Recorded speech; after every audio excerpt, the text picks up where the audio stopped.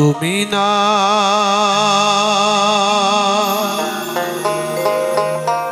না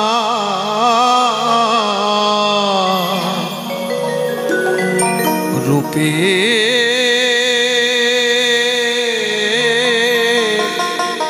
কানা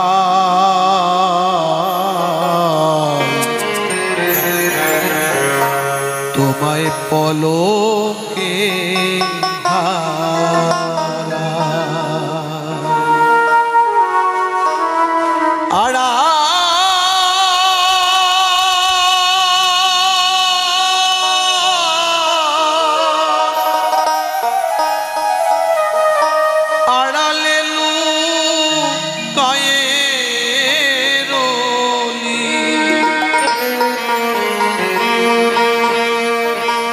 আমি খুঁজে না রে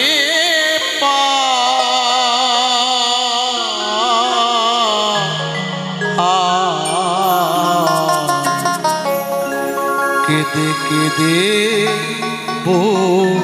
ভাষা। আমি সুজন বিশ্বাস, আমার চ্যানেলের নাম সুজন হরিগান। সুজন হরিগান চ্যানেল থেকে হরিভক্তদের প্রণাম। আপনাদের এই হরিগান যদি ভালো লাগে, আপনারা যদি হরিভক্ত হয়ে থাকেন, তাহলে আমার এই চ্যানেলটাকে সাবস্ক্রাইব করে রাখুন নতুন নতুন ভিডিও পাওয়ার জন্য। সাবস্ক্রাইব করে ফেলেছেন, নমস্কার আপনাকে। যদি ওই মধুর নাম যদি একটু শুনতে যেতে পারতাম।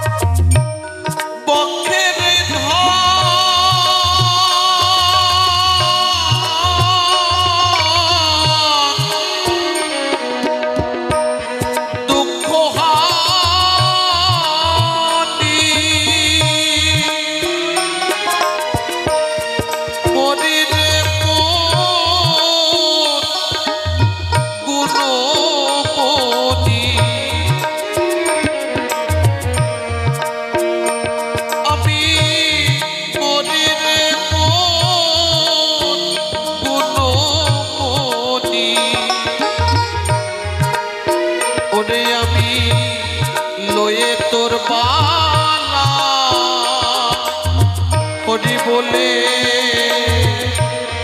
লয়ে তোর বালা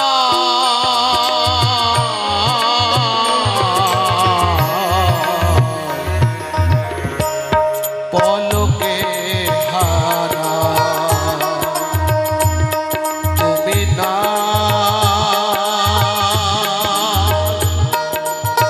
রূপে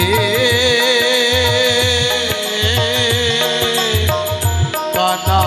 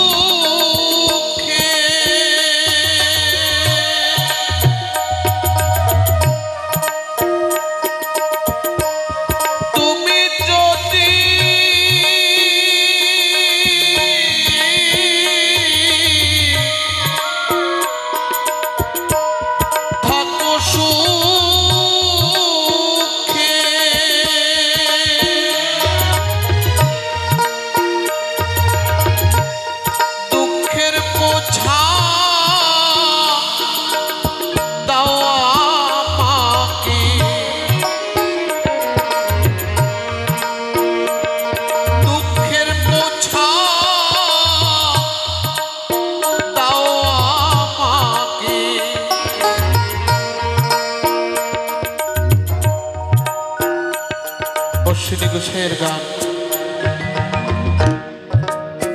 আমারে কাদালে দুঃখে, তুমি যদি থাকো সুখে, তোমার দুঃখের বোঝা দাও আমাকে, আমি বহিয়া বেড়াই।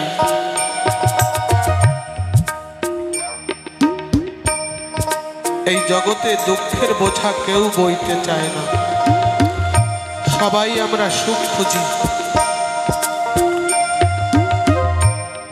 প্রকৃত হরিভক্ত যারা, তারা নিজের জন্য কিচ্ছু চায় না,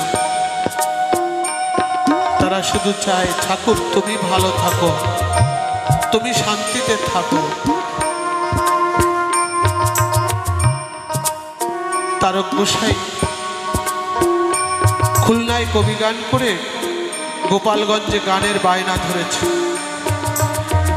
সেই উদ্দেশ্যে যাত্রা শুরু করেছে।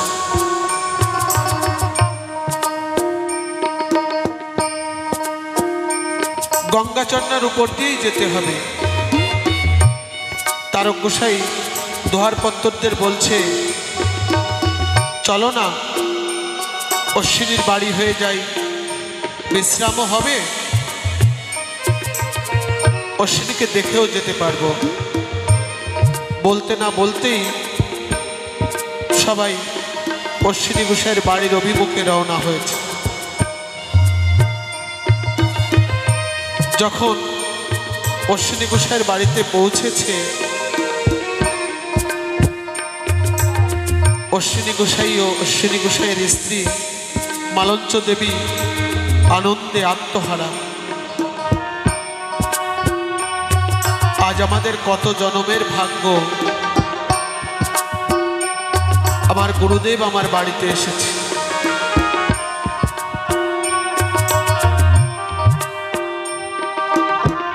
গুরুদেবকে এবং অন্যান্য দোহারপত্তর যারা ছিল তাদের বসার জায়গা করে দিয়ে স্ত্রী ঘরে ঢুকেছে। ঘরে গিয়ে যখন চাউলের কলসিতে হাত দিয়েছে, দেখতে পায় এক মুষ্টি চাউলও ঘরে নেই। মা মালঞ্চ দেবী দুই চোখের জলে ভাসছে।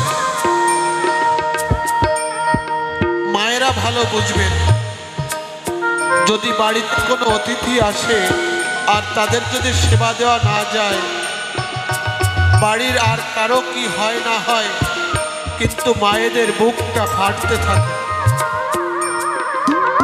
হায় রে ভাগ্য, আমার ঘরে একজন অতিথি এসেছে, অথচ আমি তাদের সেবা করাতে পারছি না। ঠিক তেমন আজ মা মালঞ্চ দেবীর তাই হয়েছে, দুই চোখের জলে ভাসছে। অশ্বিনী গোসাই এসে বলছে, ও মালঞ্চ, আজ আমার বড় সৌভাগ্যের দিন, আজ আমার গুরুদেব আমার বাড়িতে এসেছে, তুমি অমন করে কাঁদছো কেন? বলছে, ঘরে যে এক মুষ্টি চাউলও নেই, আমি কেমন করে এই গুরুদেবের সেবা করব, এই হরিভক্তদের সেবা করাবো? আমার ঘরে যে এক মুষ্টি চাউলও নেই। অশ্বিনী গোসাই বলছে, এর জন্য তুমি কাঁদছো? এর জন্য তুমি কেঁদো না, আমার দয়াল হরিচাঁদ এক ব্যবস্থা করে দেবেই, তুমি কেঁদো না। তাড়াতাড়ি ধামাটা দাও, গ্রামে যাই দেখি ভিক্ষা পাই কিনা। ধামাটা নিয়ে বেরিয়ে পড়েছে গ্রামে ভিক্ষার জন্য। আজ যে বাড়িতে যায় কেউ ভিক্ষা দিচ্ছে না, কেউ ভিক্ষা দিচ্ছে না। অশ্বিনী গোসাই দয়াল হরিকে ডাক দিয়ে বলছে, ওগো দয়াল, আমি একদিন তোমার কাছে চেয়েছিলাম, আমি যদি গ্রামে ভিক্ষা করতে যাই কেউ যেন এক মুষ্টি ভিক্ষাও আমাকে না দেয়। কিন্তু ওগো দয়াল, আমি তো এ চাইনি, আমি হরিভক্তের সেবা করাতে পারবো না, এ তো আমি চাইনি। এ তুমি কি করলে ঠাকুর? এমনি করে দুই চোখের জলে ভাসতে ভাসতে একটা ফাঁকা মাঠে জ্ঞান হারিয়ে পড়ে গেছে। এদিকে ভক্তের অধীন ভগবান দয়াল হরিচাঁদ আমার আর থাকতে পারলেন না। ছোট্ট একটা বালকের রূপ ধরে এক থামা পরিপূর্ণ চাউল তরি তরকারি নিয়ে অশ্বিনী ঘোষের বাড়িতে এসে উপস্থিত হয়েছে। অশ্বিনী ঘোষের বাড়িতে এসে মা মালঞ্চ দেবীকে ডাক দিয়ে বলছে, ওমা ওমা তাড়াতাড়ি ধামাটা ধরো, মা তাড়াতাড়ি ধামাটা ধরো। মালঞ্চ দেবী বলছে, এই ধামা তুমি কোথায় পেয়েছো? বলছে, বাবাই তো আমার মাথায় এই ধামা চাপিয়ে দিল। ওমা দেখো, এতটুকু দয়া মায়া নেই। আমি এইটুকুন মানুষ, আমি এত বড় বোঝা কি বইতে পারি বলো? তবুও আমার মাথায় জোর করে বাবা চাপিয়ে দিল। তুমি বাবা আসলে বলে দিও যেন আমার মাথায় এমন করে আর বোঝা চাপিয়ে না দেয়। মা জানো মা, বাবাকে না আমি খুব ভালোবাসি। বাবা যখন হরি বলে কাঁদে তখন আমার কি মনে হয় জানো মা? আমি যেন দুহাত দিয়ে আমার বাবার ওই দুই চোখের জল আমি মুছিয়ে দিই। এদিকে মা মালঞ্চ দেবী একটু অন্যমনস্ক হয়েছে। বালক অদৃশ্য হয়ে গেছে। কোথায় গেল এই বালক? কোথায় গেল? এদিকে অশ্বিনী গোসাই ধীরে ধীরে ঘরে ফিরছে। উঠানে এসে দেখতে পায় এক থামা পরিপূর্ণ চাউল, ডাল, তরি তরকারি সব আছে। অশ্বিনী গোসাই স্ত্রীকে ডাক দিয়ে বলছে, মালঞ্চ, এই চাউল তুমি কোথায় পেয়েছো? এই চাল, ডাল, তরি তরকারি তুমি কোথায় পেয়েছো? মা মালঞ্চ দেবী বলছে, তুমি কি আমার সঙ্গে রহস্য করছো? তুমি না একটা ছোট্ট বালকের মাথায় এই চাল, ডাল, তরি তরকারি সব চাপিয়ে দিয়ে বলেছো অশ্বিনী গোসাইয়ের বাড়িতে নিয়ে যেতে। তুমি না এই চাউল, ডাল, তরি তরকারির ধামা একটা ছোট্ট বাচ্চা ছেলের মাথায় চাপিয়ে দিয়েছো। এত বড় বোঝা, অত বড় চাল, ডাল, তরি তরকারির বোঝা কি কোনো একটা বাচ্চা ছেলের মাথায় চাপিয়ে দেওয়া যায়? অশ্বিনী গোসাই বলছে, কি বলছো তুমি? আমি কারো মাথায় কোনো চাল, ডাল, তরি তরকারি চাপিয়ে দিইনি। আমি কোনো চাল, ডাল, তরি তরকারি পাঠাইনি। স্ত্রী বলছে, তাহলে এই চাল, ডাল, তরি তরকারি কে দিল? অশ্বিনী গোসাই বলছে, এখনো বুঝতে পারলে না?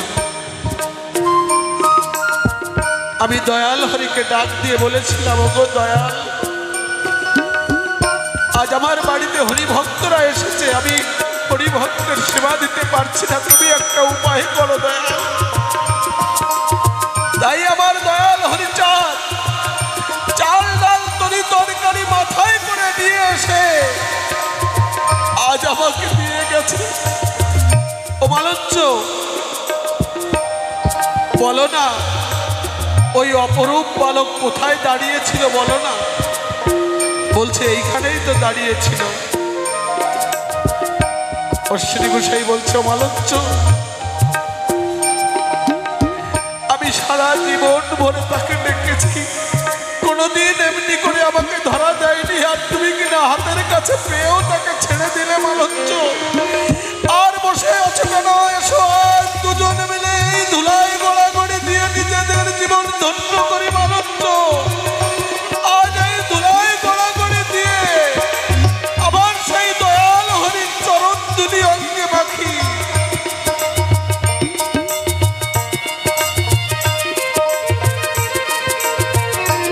প্রকৃত ভক্ত যেমন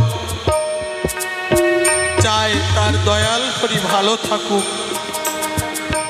দয়ালে সমস্ত বোঝা বইতে চায়, তেমনি প্রয়োজনে আমার দয়াল হরি ও হরি ভক্তের জন্য নিজে মাথায় করে চাউল ডাউল বোঝাই করে তার বাড়িতে পৌঁছে যায় হরিভক্তের সেবার জন্য।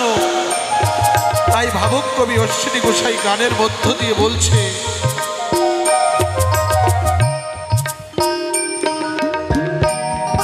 আমারে কালে দুঃখে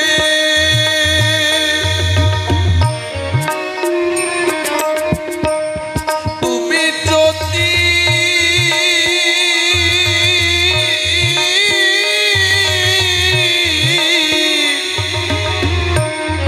থাকো সুখে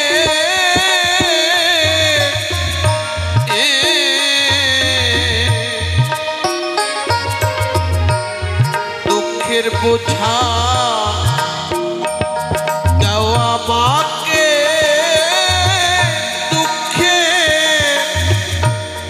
দুঃখের বোঝা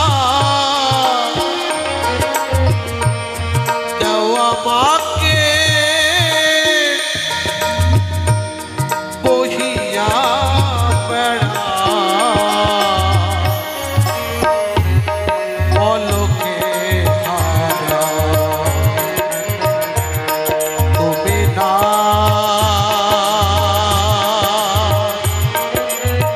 রূপে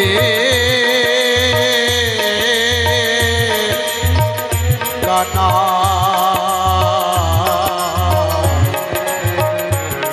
পলকে হারা।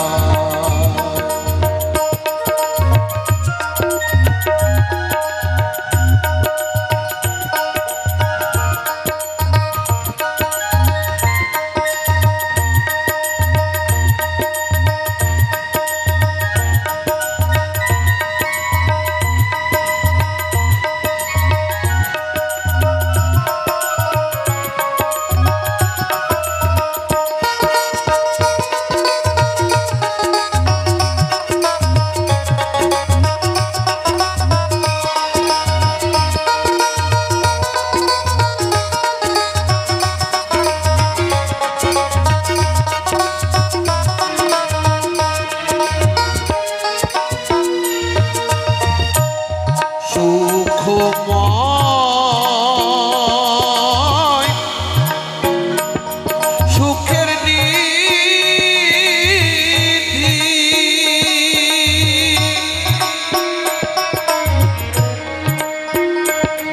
সুখে থাকো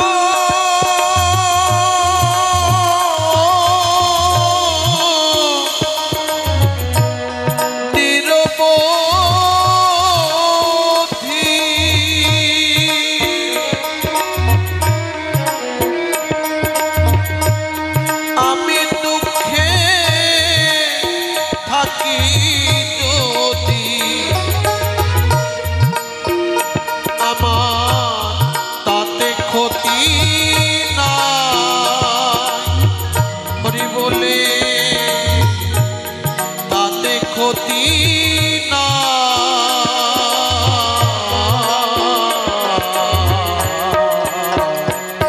পলকে হারায় তুমি না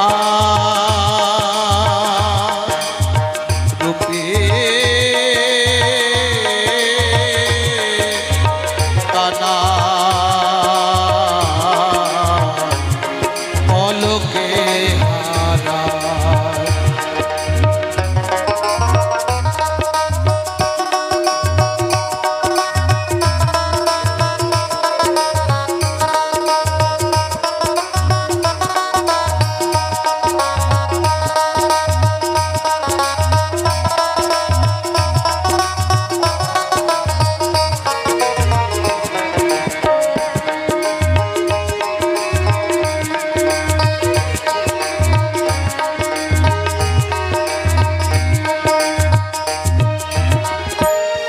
ভক্তি মুক্তি